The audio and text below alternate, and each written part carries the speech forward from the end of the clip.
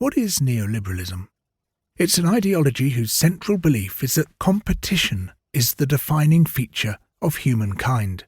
It tells us we are greedy and selfish, but that greed and selfishness light the path to social improvement, generating the wealth that will eventually enrich us all.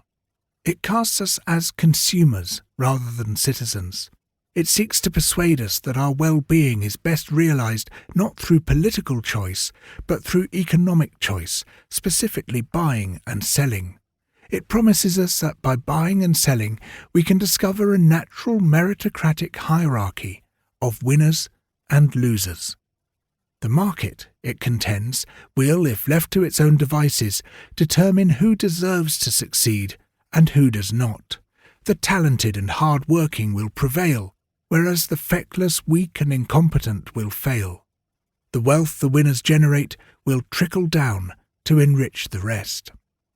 By contrast, neoliberals argue that an active state seeking to change social outcomes through public spending and social programs rewards failure, fuels dependency, and subsidizes the losers.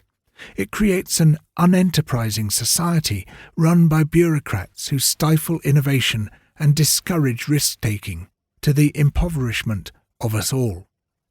Any attempt to interfere with the market's allocation of rewards, to redistribute wealth and improve the condition of the poor through political action, impedes the emergence of the natural order, in which enterprise and creativity are rightly rewarded.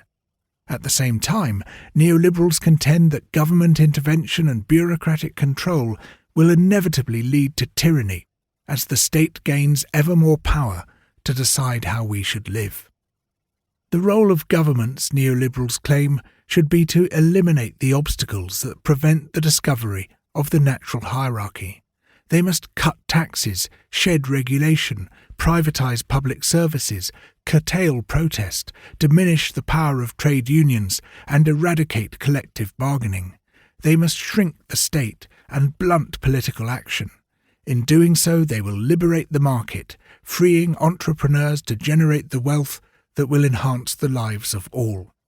Once the market has been released from political restraints, its benefits will be distributed to everyone by means of what the philosopher Adam Smith called the invisible hand. The rich, he claimed, are led by an invisible hand to make nearly the same distribution of the necessaries of life which would have been made had the earth been divided into equal portions among all its inhabitants, and thus, without intending it, without knowing it, advance the interest of the society. It is fair to say that it hasn't quite worked out like this. Over the past 40 years, during which neoliberalism has prevailed both ideologically and politically, wealth, far from trickling down, has increasingly become concentrated in the hands of those who already possess it. As the rich have grown richer, the poor have grown poorer, and extreme poverty and destitution now blight even the richest nations.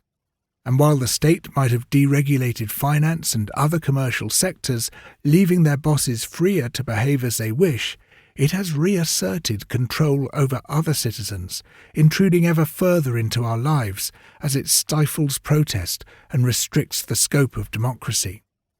Even on its own terms, as this book will show, neoliberalism has failed, and failed spectacularly.